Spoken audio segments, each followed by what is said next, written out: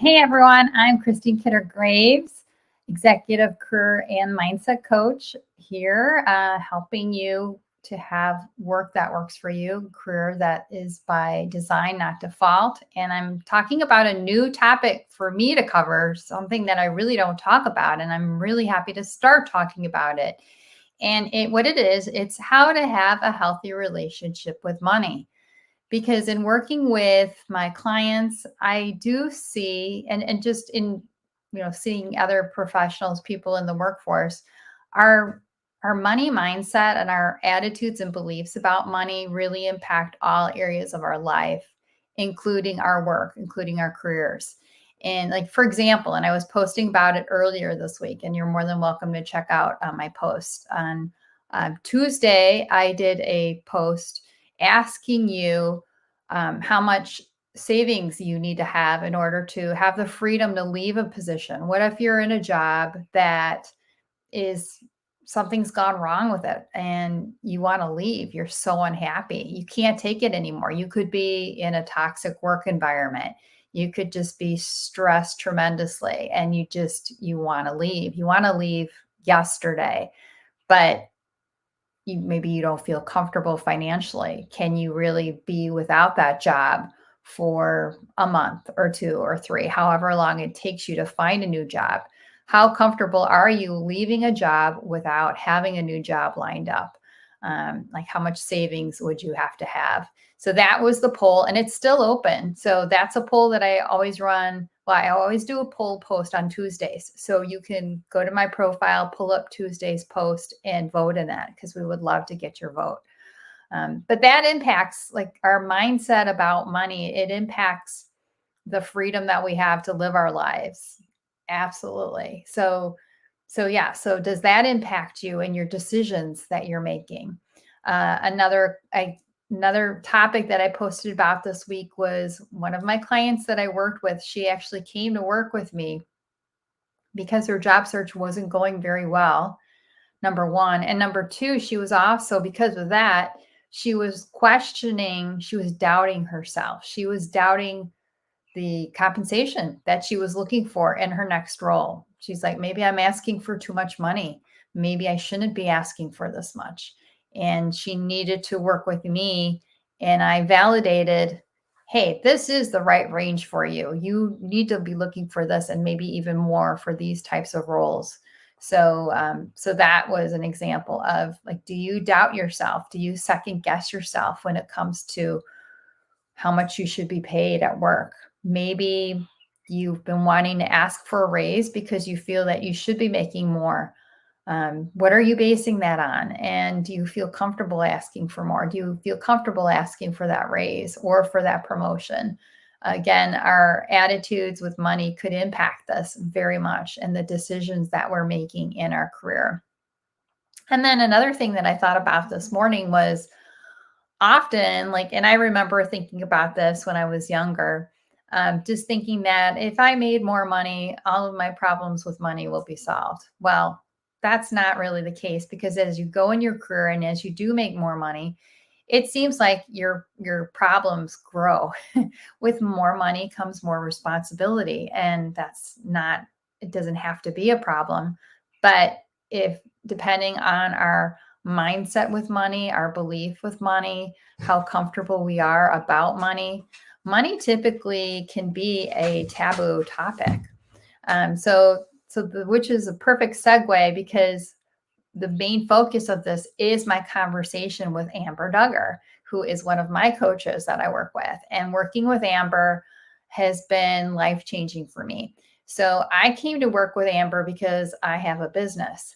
And a lot of Amber's programs are focused on business owners. However, you don't have to be a business owner to work with Amber. She can really help you have a much healthier relationship with money. And you got to catch this conversation. So I'm going to share it now. I'm going to play it because of schedules. I talked with Amber earlier and I recorded the conversation. So I'm going to play it for you now. I'll go ahead and add it right now, and I'm going to play it, and then I'll just do a wrap up for you. But I just wanted you to hear this because I think you'll find this extremely helpful. So let me go ahead and add it here, and then I'll zoom me out of the picture. Okay, so here we go. My conversation earlier today with the amazing Amber Duggar.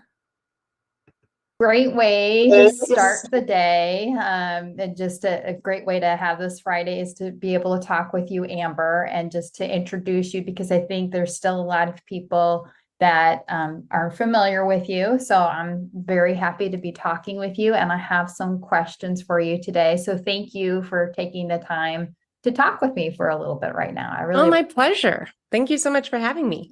Yeah, this is exciting. So, and I love sharing resources, incredible resources on LinkedIn, and all the work that you've done is just incredible. And I really feel like more people need to know about it. So I'll jump right into my questions for you. Great.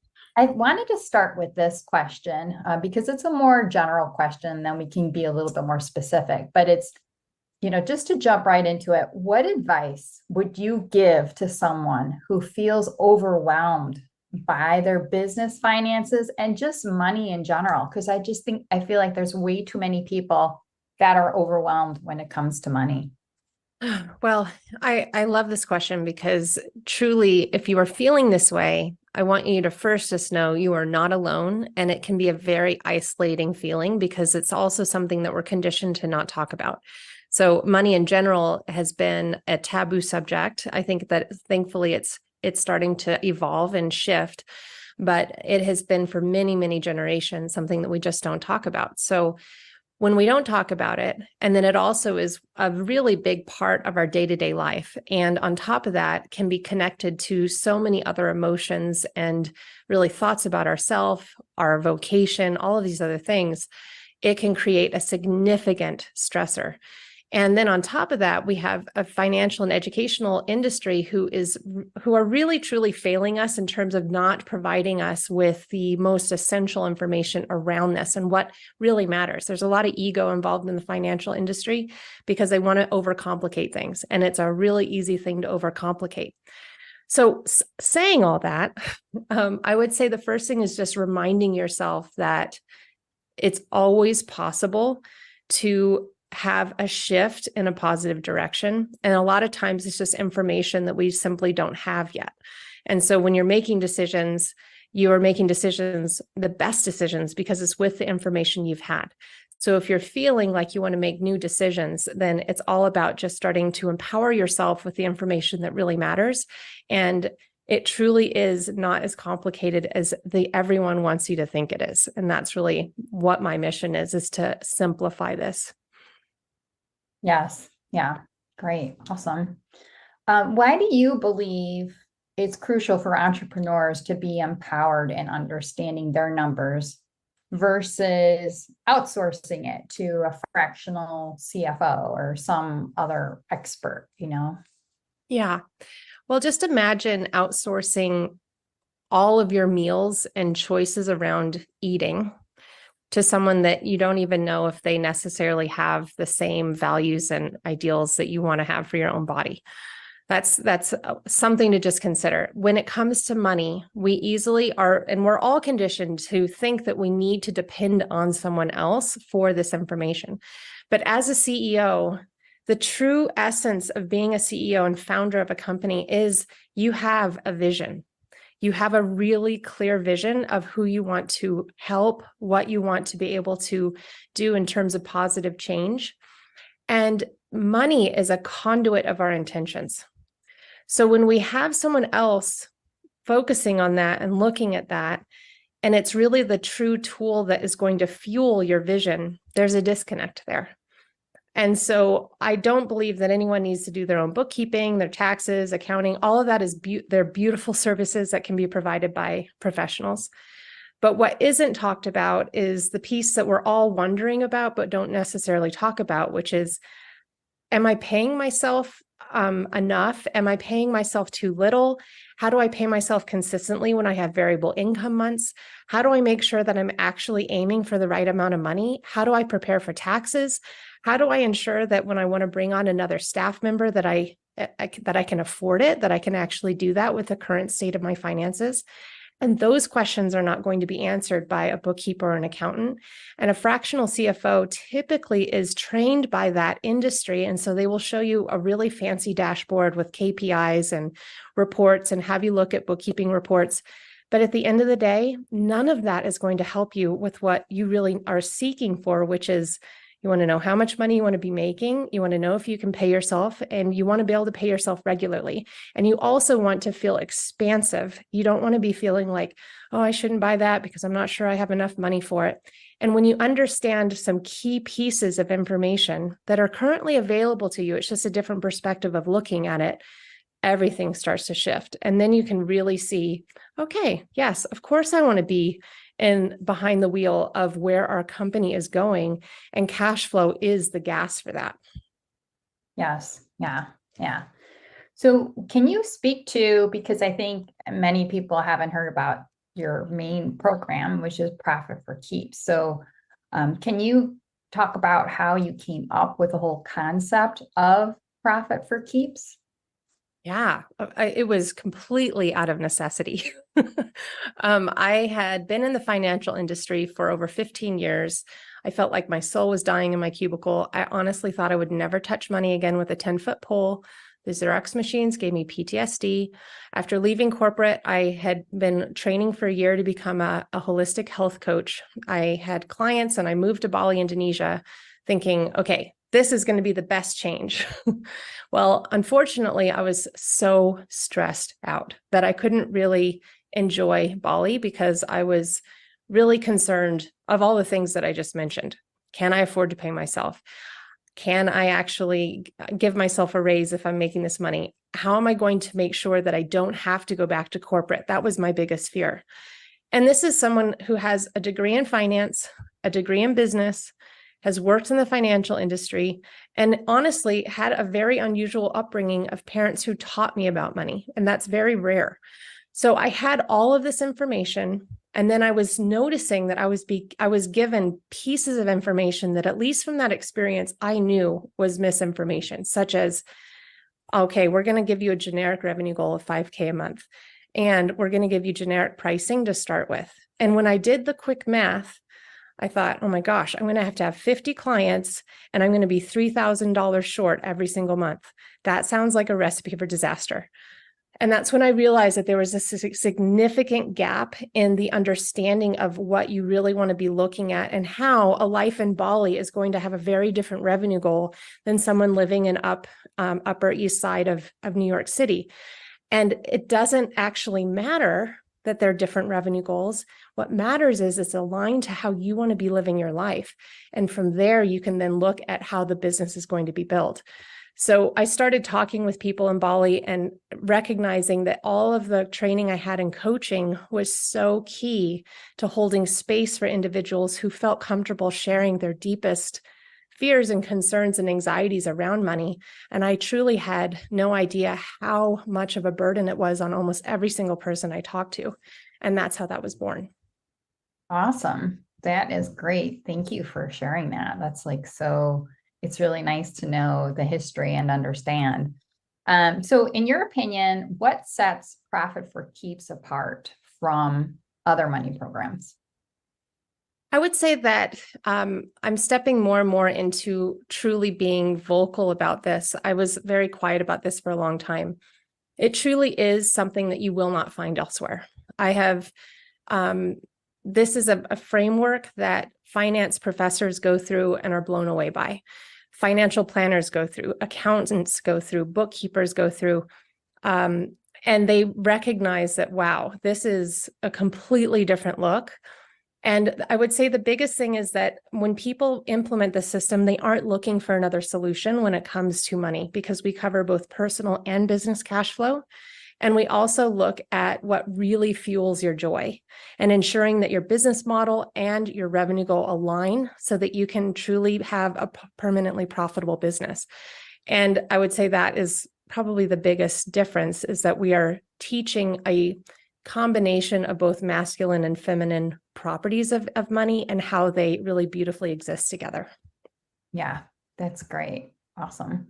And I do have one more question for you. So I had to get this one in too, because this is important, but then I should be able to let you go here. But this question is, can you just share a sneak peek or highlight of the resources or tools that participants will get from attending your free masterclass that you have coming up this week that we're going to be starting, for next week? Of course. Well, hopefully something here in this conversation has piqued your interest. And I know that we have so many other things that we would love to be doing. I'm not a big fan of coming to masterclasses, to be honest. And I want you to know that I take your time extremely seriously. So we do not hold back in this masterclass. This is not something where you just at the end of it are confused and go, oh my gosh, what was that? I have a very deep personal mission to have a minimum of 1 million people exposed to this information, that you can truly walk away with just the information from the masterclass and have a really good idea of what may be missing in your business.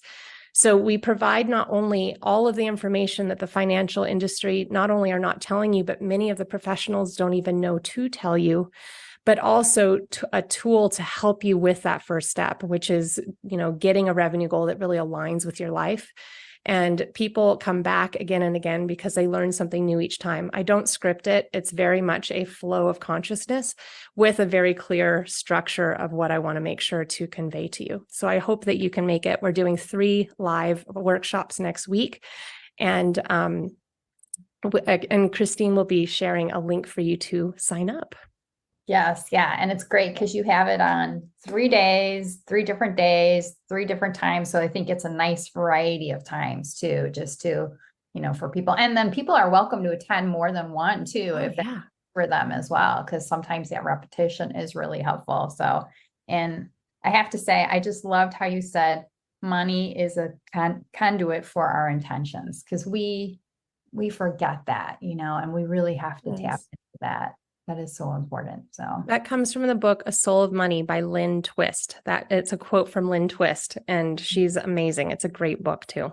Yes. But thank you so much for having me. Thank you too, Amber. This was wonderful. I so appreciate your time. So thank you so much. Thank you. All right. Have a great one. Hey, so hopefully you found that helpful. I know I did.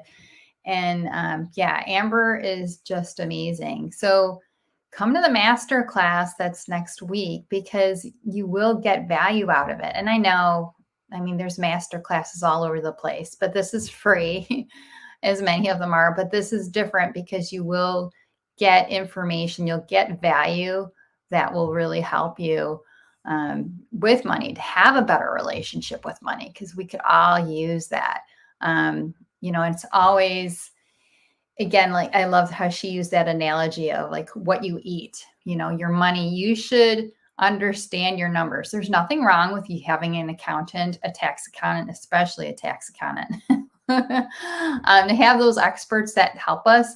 But at the end of the day, we still need to understand our numbers. Working with them is not an excuse to not understand your numbers. So, because that really empowers you, and again, money is that conduit for your intentions. Love that quote. And so what is something that you can do to feel less overwhelmed with money? Maybe get in the habit of checking your bank accounts on a daily basis, and, your other, like if you have savings or CDs or whatever, maybe just checking in on that and getting more comfortable with it. That's just something, again, if you're feeling overwhelmed. And then definitely check out the masterclass. So the link is in the comments to that. So you can check that out. You can totally check that out. So feel free to do that. And then, yeah, so check that out. And then I'm going to be sharing this. I'm going to keep this post live so you can access it. Oops. And I better get going because my dogs are starting to bark. So thanks everyone for tuning in. Hope to see you in the master class. Bye.